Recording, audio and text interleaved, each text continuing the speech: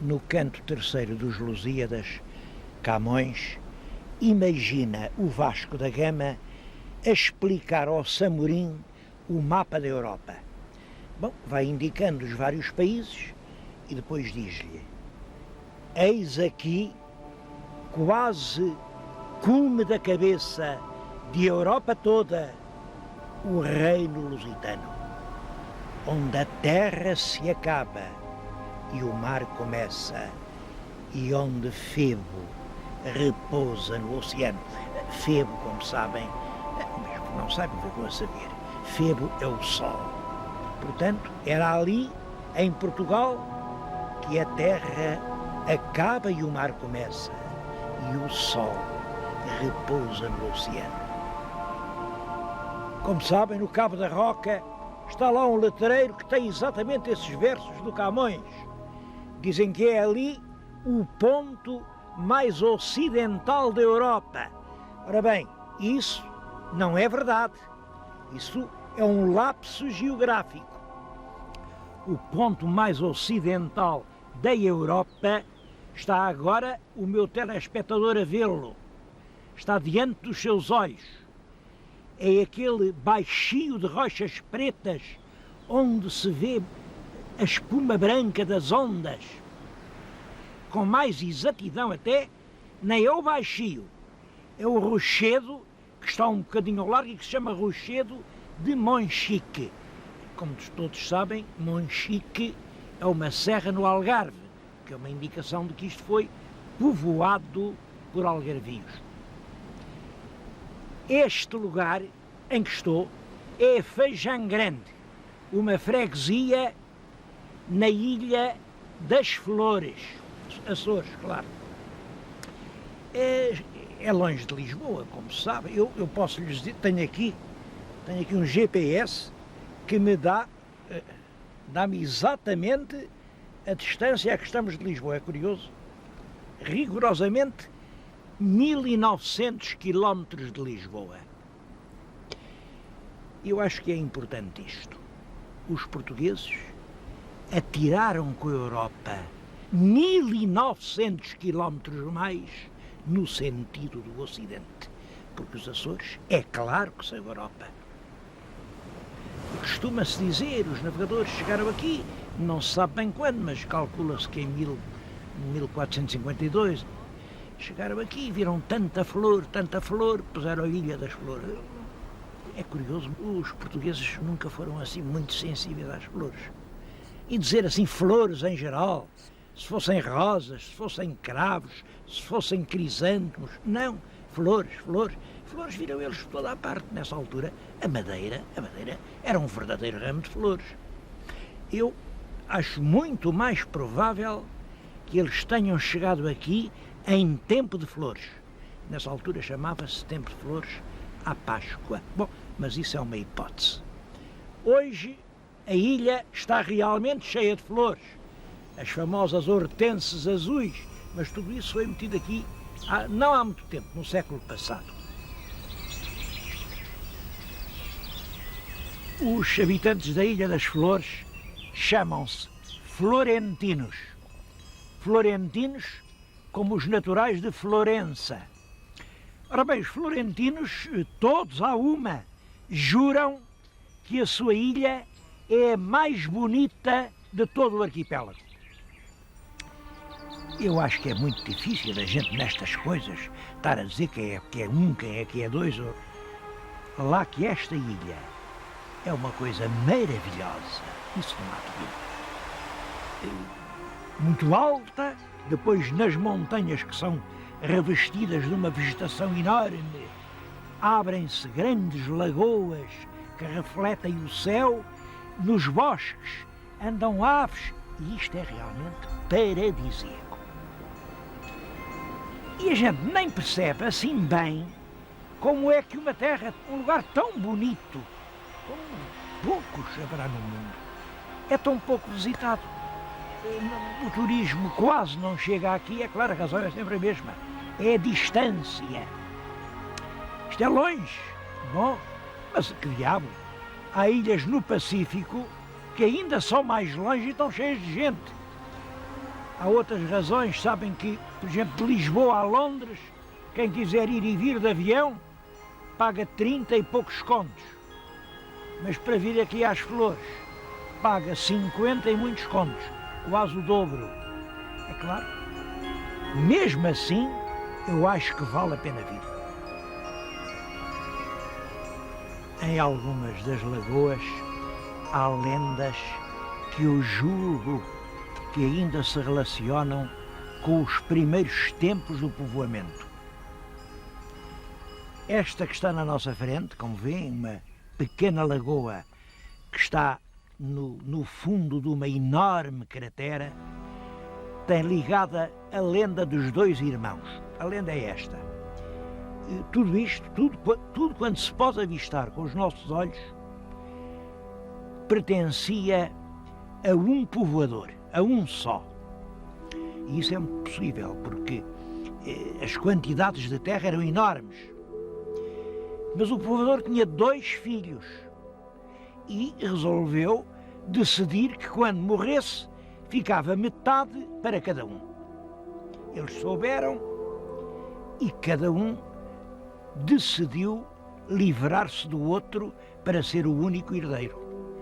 Então combinaram à boa paz que viriam ao centro da sua enorme fazenda. O centro era exatamente ali onde está o lago, e que ali fariam a partilha, dividiriam a fazenda ao meio.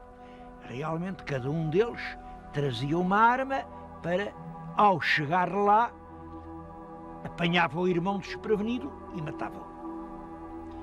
Mas o que é que aconteceu? Aconteceu que eles vieram por aí e quando chegaram aqui a uma altura destas, viu-se toda a cratera era um lago imenso.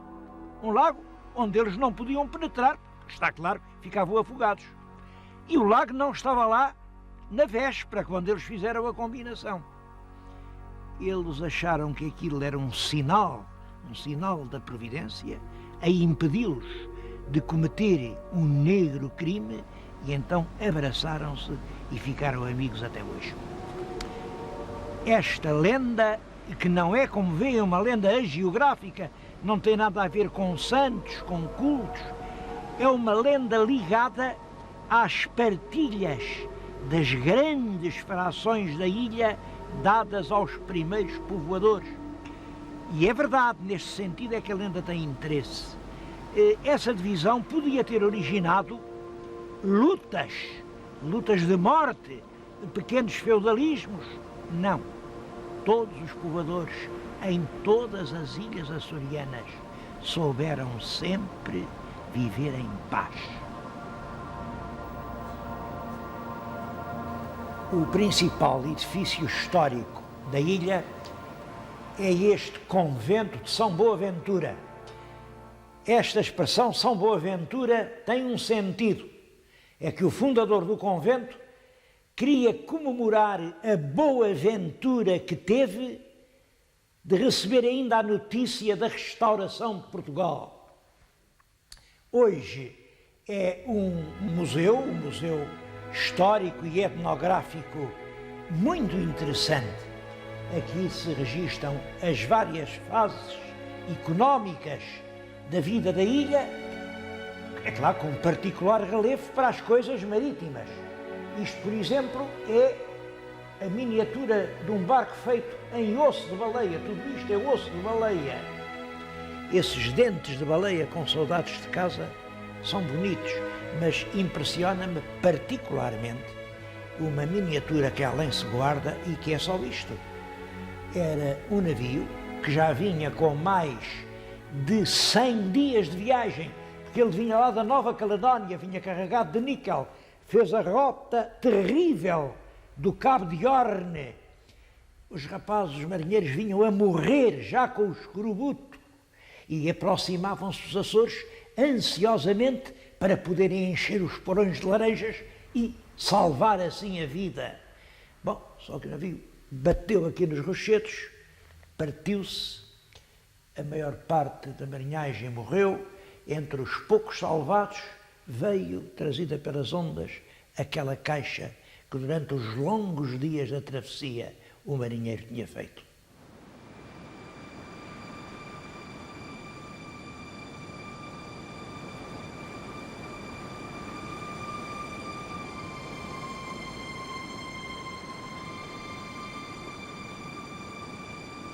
E quando eu andava na instrução primária, na 4ª classe, o meu professor obrigava-nos a saber uma data de coisas de cor. Uma delas era Arquipélago dos Açores, Grupo Oriental, Santa Maria São Miguel, Grupo Central, Terceira São Jorge, Faial, Pica Graciosa, Grupo Ocidental, Flores e Corvo. E portanto há quase 70 anos que eu sei de cor esta lista de ilhas. Bom, o que não sabia e só agora aprendi é o essencial sobre elas. 9 ilhas, 9 almas. A Santa Maria, que salvou Colombo. São Miguel, com a mística tradição das 7 cidades. Terceira, e aquela espantosa vista da Angra, olhada do Monte Brasil. E São Jorge, com o queijo incomparável. O Faial, cais das lembranças dos grandes aventureiros. O Pico, com a neve branca a brilhar sobre o azul do Atlântico. A Graciosa e aquele cenário incomparável, gelado no tempo, que é a Vila de Santa Cruz. As Flores, com montanhas, lagos a refletir o céu e os roucinóis a cantar nos bosques. E o Corvo que eu não conhecia, de que só sabia o nome, Corvo que é o nome feio e preto. E hoje sei que nisso o Corvo é igual às suas 8 irmãs açorianas. É uma terra que, uma vez vista, nunca mais se esquece. Olhada do mar, até parece pequena, um rochedo, mas a gente sobe ao alto, o que se vê é isto. Isto é a caldeira do Corvo. Nunca ninguém subiu aqui que não dissesse. É um dos lugares mais impressionantes do mundo.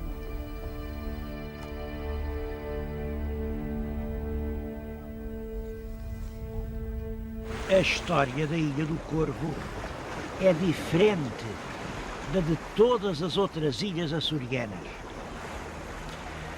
Começou por ser descoberta mais tarde que as outras, juntamente com as Flores, quando os portugueses que viviam nas ilhas já andavam naquele afã de descobrir as terras do Ocidente, lá onde o sol morria, descobrir o novo mundo que afinal veio a ser achado pelo Colombo.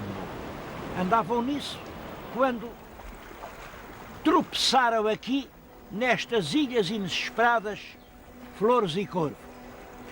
Depois, o povoamento foi muito difícil. Compreende-se perfeitamente, o país tinha 1,5 milhão de habitantes, não havia sobras, e já estava a ser povoada a Madeira, ilhas em Cabo Verde e aqui os Açores, onde nas outras ilhas já havia terras desbravadas, já havia casas de gente, já havia ermidas. Para que é que eles haviam de vir aqui para este penhasco solitário, longe de tudo e onde faltava tudo? Por isso, eu acho que o povoamento do Corvo terá começado cerca de 100 anos depois de iniciado o povoamento das outras ilhas açorianas. essa diferença de 100 anos teve consequências cruéis, porque nas outras ilhas as terras eram dadas aos colonos. Bom, não custava nada dar aquilo que não se sabia se valia alguma coisa. Agora aqui já não era assim. Tinha-se visto que aquelas terras dadas eram belíssimas terras para dar pão e para dar vinho. Portanto, aqui não eram dadas. Aqui eram apenas empresadas. E empresadas contra pagamentos extremamente pesados. No século XVIII, o que esta pobre gente pagava para poder trabalhar a terra eram 40 moios de trigo e 800 varas de pano de lã. Bom, sabem que o moio eram 60 alqueires. E o alqueire, pelo menos o alqueire de Lisboa, era perto de 14 litros. Portanto, isto de 40 moios eram mais de 30 mil litros de trigo, tirado de terras pobres. As varas, as tais 800 varas de pano de lã, isso correspondia à tosquia de mais de 1000 ovelhas. Quero-vos dizer que, com isto, não ficava cereal absolutamente nenhum para esta gente comer e não ficava tecido absolutamente nenhum para esta gente vestir. Quer dizer, eles passavam fome e vestiam-se de farrapos. O pão que comiam era o pão da junça. A junça é uma erva que nas outras ilhas servia para engordar os porcos. E aqui era com ela que a gente se alimentava.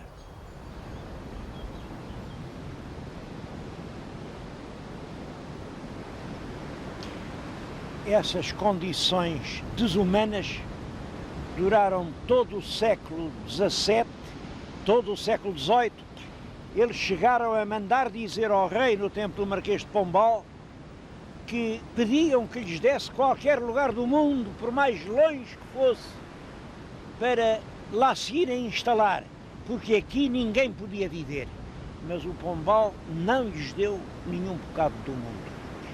As condições só se alteraram quando o Dom Pedro, o rei Dom Pedro IV, esteve na Terceira. Aí, velhos aqui do Corvo foram à Terceira, pediram para ser recebidos e mostraram ao ex-imperador do Brasil o seu negro pão. Disse que o mozinho da Silveira, impressionado, disse: isso não pode ser, nem os animais o comem. E também se conta que o mozinho da Silveira aboliu todos esses direitos. Não é verdade, não é verdade. Mas reduziu a 50%.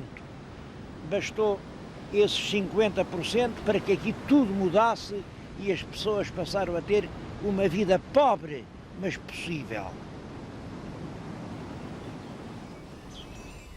Além dos tributos feudais, um outro flagelo sufocava a ilha.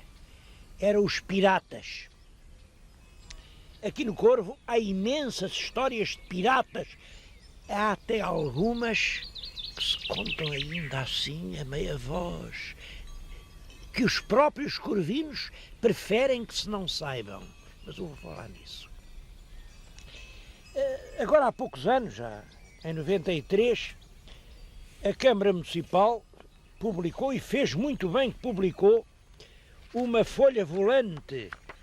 Veio à estampa em Lisboa, está aqui, no ano de 1632, e cujo título é este: Relação breve e muito verdadeira da maravilhosa vitória dos moradores da Ilha do Corvo contra 10 poderosas naus de turcos. Bom, a história que contam é esta. nesse ano, 32, em junho, apareceram aqui, diante da povoaçãozinha do Corvo, 10 grandes naus de turcos, com canhões, com escopetas, com meteram os navios diante da vila, desembarcaram a tripulação, mas é claro, os corvinos valentemente treparam aqui para as serras. A única arma que eles tinham eram pedras. Eu fiquei a saber por aqui que chamavam galgas. As galgas, é curioso, é daí que vem galgar, passar por cima. E atiravam as galgas para cima dos turcos. O combate durou todo o dia, os turcos, pum, pum, com as suas escopetas, com os seus canhões, mas os nossos rapazes atiravam as galgas, mataram muitos turcos. Quando chegou ao fim do dia, o mar estava vermelho de sangue e havia cadáveres por toda a parte. E dos nossos? O único que apanhou um tiro foi um que levava um barrete igual a este. Este é o barrete aqui dos corvinos, um barrete assim, e o tiro entrou por aqui, saiu por ali, e mandaram esta relação para Lisboa com uma prova evidente. A prova era o tal barrete com o tal tiro que entrou e saiu. Esta é que é a verdadeira relação. Bom, lá que havia constantes ataques de corsários, é verdade. Era raríssimo o ano em que não caíam sobre a ilha chusmas de piratas que saqueavam tudo. Eles roubavam os meninos dos berços para os vender como escravos. Eles roubavam o gado nos montes. Eles levavam as tulhas do cereal e as pilhas da lã. Levavam tudo. Os moradores fizeram então uma promessa à Senhora dos Milagres. Quando passasse um ano completo, sem que os piratas saqueassem a ilha, os moradores prometiam acender aqui, à volta do monte, um cordão de luz. Era uma espécie de rosário. Não era bem um rosário, era um terço. 55 lâmpadas. 55 são as 50 Ave-Marias mais os 5 Padres Nossos. 50 lâmpadas com o óleo do fígado do albafar. Bom, a verdade é que poucas vezes os corvinos tiveram de cumprir a promessa. Todos os anos os piratas apareciam. Parece que a Nossa Senhora acudia mais pelos piratas que pelos corvinos. E então aconteceu uma coisa que não podia deixar de ser, e eu acho que isto é que é importante, isto é que é uma lição para toda a gente. Aqui, os corvinos resolveram aliar-se aos piratas. Permitiram que eles viessem aqui, eles já não faziam mal nenhum, e pacificamente metiam nos seus barcos água para matar a sede, hortaliças frescas, carne das poucas ovelhas que escapavam ao tributo. Os corvinos não gostam que isto se conte. Bom, mas isto é uma lição de sempre, é uma lição para aprender. Quando o desespero é muito, os homens deixam de saber distinguir entre os piratas e os deuses.